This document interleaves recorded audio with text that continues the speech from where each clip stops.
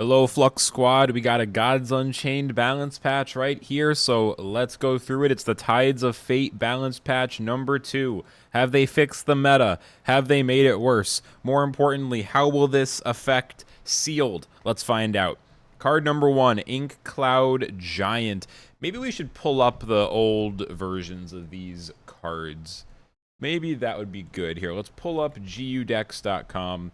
For anyone just jumping in, if you're not familiar, Gods Unchained does balance patches pretty rarely. So every time this happens, it's definitely a monumentous occasion. Okay, so the original Ink Cloud Giant, 4 mana, 4/3 hidden, mana surge 4, deal this creature's strength as damage to a weaker enemy creature. This is an interesting card. In Sealed, it's pretty good value having a hidden creature that can also deal 4 damage. So I feel like it's been in a pretty good place in Sealed. However, the balance patch has actually changed it. It used to be Mana Surge 5. Okay, so it looks like the cards have already been updated. This is the new one.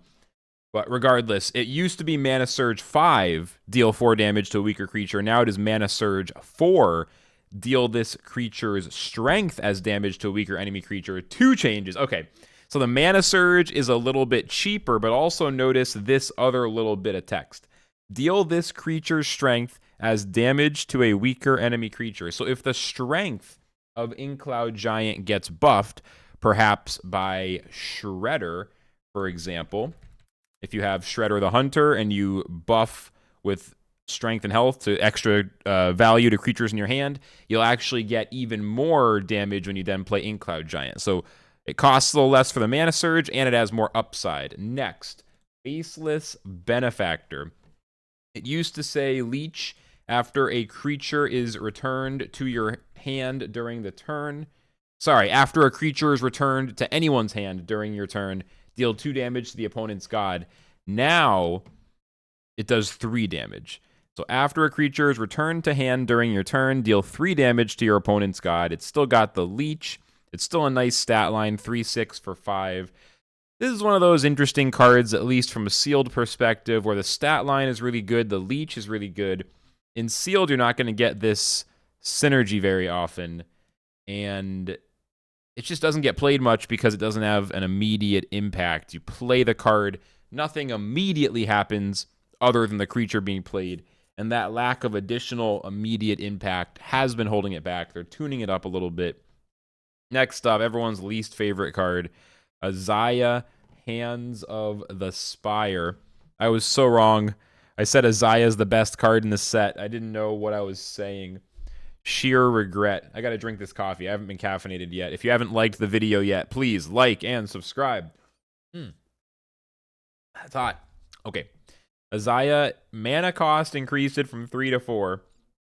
It used to say at the start of this game, put it in your mulligan, and if your deck contains only legendary cards, give your god after you play a card, refresh 1 mana. It was broken as hell, used for really annoying solitaire mage combo decks, lost in the depths, plus Azaya, resulting in some of the most unfun solitaire style decks the game has ever seen.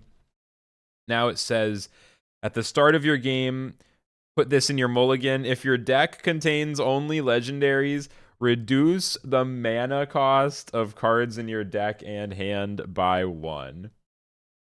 So, yeah, it was broken from the beginning. It was mathematically broken. Looks like the superpower pre-balancing thing was not enough to catch this one. They have just completely, utterly nerfed it. Nerfed the way it works. Removed the ability for any kind of fun combos. But that's because the combos weren't fun. H-Pain, who I think is actually selling his collection and maybe like legitimately retiring.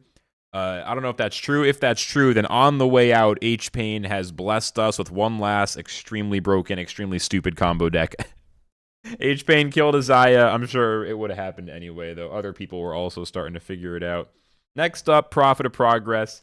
This one is pretty simple. It wasn't a one-turn kill, and they made it a one-turn kill. So this used to be if your god has 50 or more health on the roar, gain plus 13, or if your god has 80 or more health, gain plus 13 again. It used to be plus 10, plus 10. Now it's plus 13, plus 13. So basically, you used to max out at 24 damage to face.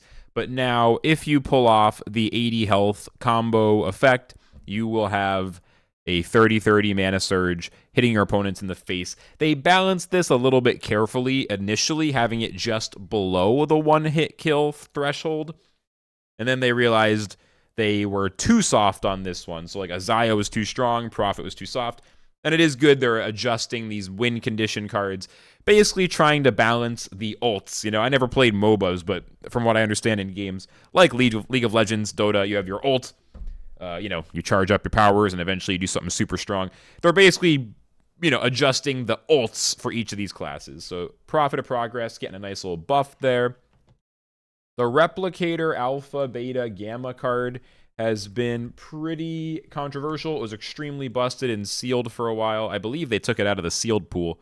I haven't seen it in sealed in a while. I've only been grinding like half, so maybe I missed it, but I'm pretty sure they took it out of the sealed pool. Basically, this used to be a 4/4. It summoned a 3/3 Replicator Beta. Looks like the text hasn't fully updated yet, but now it's a 3/3 that summons a 2/2 that summons a 1/1. So instead of a 4/4 that summons a 3/3 that summons a 1/1, or even a 2/2, it's a 3/3 to 2/2 to 1/1. You can still mana surge to get 3 total copies of it. Still pretty good. Just slowly taming this down. I have not been paying much attention to the ranked meta, so I don't know if this was getting played, but certainly for the sake of sealed, this will be more balanced, if it even is in the sealed pool, or if it gets put back in there. Next up is Vasek Isle, which is gaining the word soulless.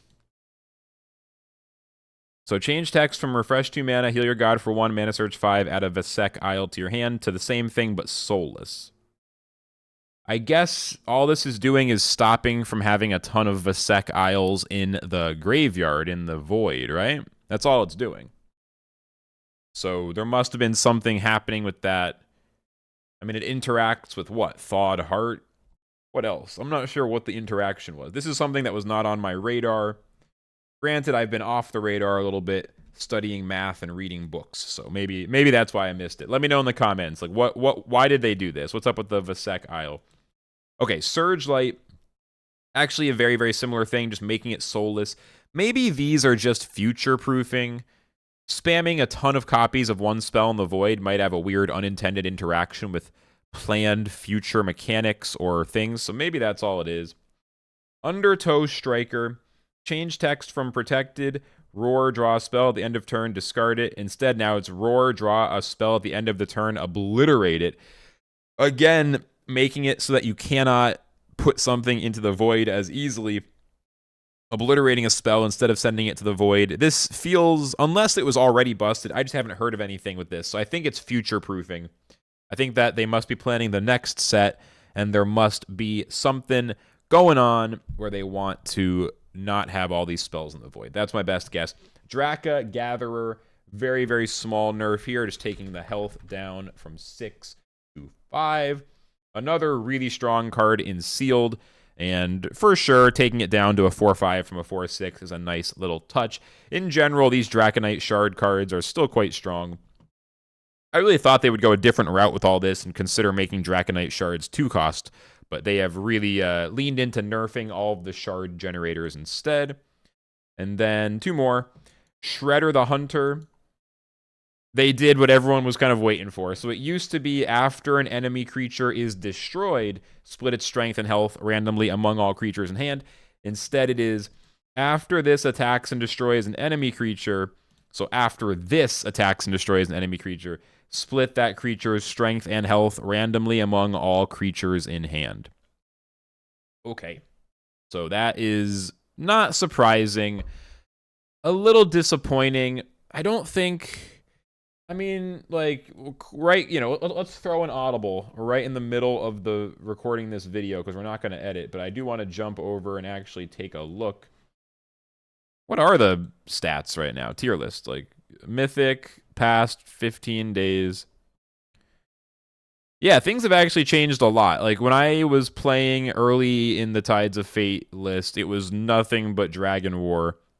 This has changed a lot, so things are looking much more diverse, much more interesting now.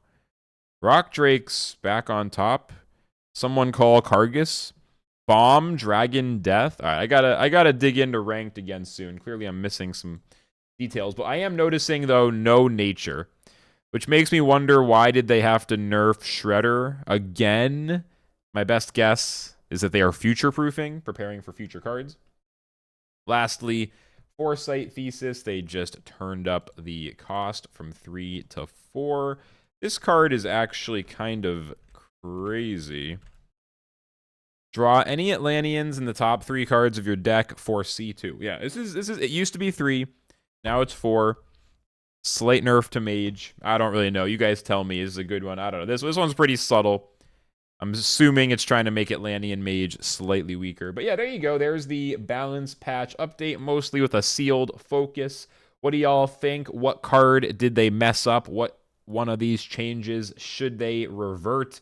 What did they mess up? Let me know. Or are you happy with all these changes? Either way, thanks for watching. Flux signing out.